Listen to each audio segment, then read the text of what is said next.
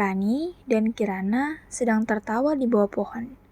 Maharani membawa cangkul, Kirana membawa keranjang kosong. Namun mereka tiba-tiba berdebat. Aish, gimana nih? Hari ini kita mau kemana? Brahmana Sakti udah nagih iuran depan kita.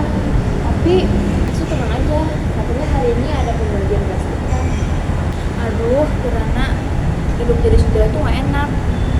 Kanan, kita harus bawa selimut mewah. Kiri, kita harus meditas sampai kram. Gila aja.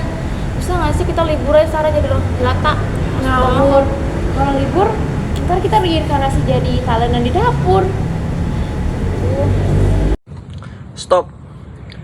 Siapa kalian? Mau ke kanan atau ke kiri? Kalau ke kanan harus bayar pajak kasta. Kalau ke kiri harus lepas alas kaki dan senyum simpul. Kami mau ke tengah, Pak Prajurit. Kami mau gali sumur. Sumur itu netral. Airnya itu nggak tanya kasta sebelum kami minum. Lalu Brahmana Sakti masuk dengan langkah megah. Maharani, Kirana, kenapa sumur di pura ini belum jadi? Kalau enggak nanti Dewa bisa murka loh kalau air sucinya macet.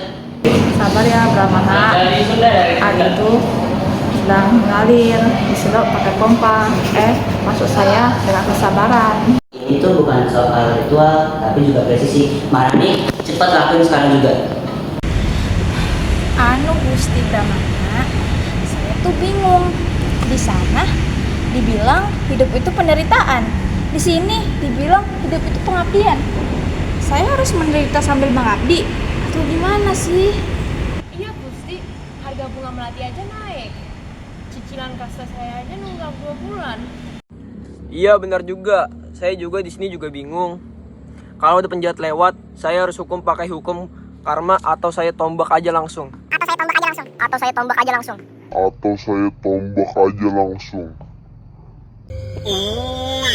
Mengerikan.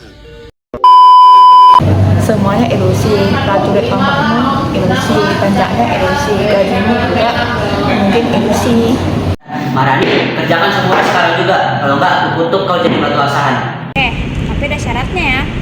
Karena ini sumur pertengahan, jadi Brahmana harus kasih doa, biksu kasih makan siang. Dah adil kan? Nah, dan Pak Prajurit jagain tuh biar gak ada yang nyolong sendalnya si biksu. Sandal itu, karena dia menemukan jalannya sendiri mengikuti kaki yang lain. Ya udah, demi kerukunan kasta dan juga agama, cepat lakukanlah. Aku udah meditasi bicara ini buat tenggorokanku menjadi lebih kering. Siap. Kata jangkauan untuk dewa, kata jangkauan untuk Buddha. Cuma tanahnya buat guru utang saya. Loh, Maharini, itu sendal biksu kenapa ada di kakimu?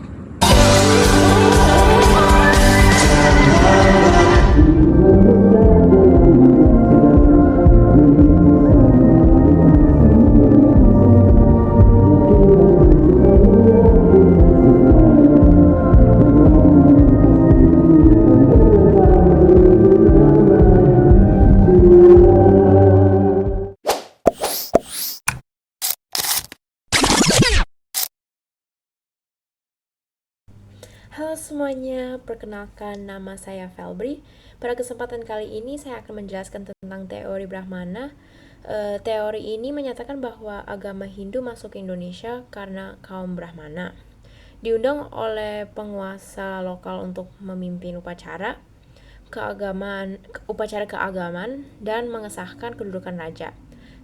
Teori ini memiliki kelebihan dan kekurangan. Untuk kelebihannya itu hanya kaum Brahmana yang dapat menguasai dan mempelajari Weda, dan mereka menguasai bahasa Sanskerta dan huruf Pallava.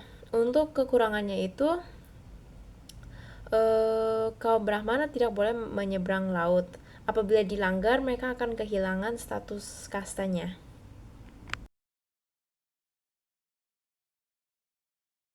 Halo semuanya, pada kesempatan kali ini saya akan menjelaskan apa itu teori Sudra. Teori Sudra itu adalah teori yang berasal dari golongan kasta terendah yang berimigrasi untuk mengubah nasib. Terus kelebihannya itu adalah mereka itu motivasi migrasi, yaitu sesuai dengan sejarah mereka itu mereka itu berimigrasi untuk mengubah nasib. Terus yang kedua, mereka itu ada dorongan untuk mengubah nasib. Kekurangan dari teori Sunda ini, yang pertama itu mereka tidak mempunyai bukti arkeologis yang kuat. Kedua, mereka tidak mempunyai pemahaman agama. Dan ketiga, mereka tidak menguasai